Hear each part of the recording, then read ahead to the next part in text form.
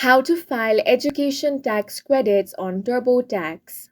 Hi guys, welcome to our channel. Let's begin. If you paid for college or higher education expenses, you may qualify for an education tax credit to reduce your tax bill.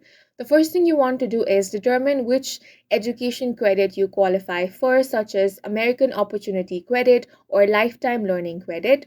Now you want to gather all of your tax documents, then open TurboTax and start your return. Go to deductions and credits. From there, you want to scroll and find expenses and scholarships 1098T option. Select start over there. Now enter your form 1098T details.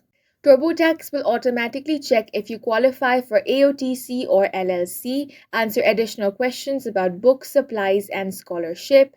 Then, if you paid student loan interest, you can deduct up to $2,500. Now, review all the details you have entered. TurboTax will calculate your refund or amount owed. Choose to e-file or mail your tax return. And that's it for this video. If you found it helpful, please make sure to hit the like button and subscribe for more videos like this.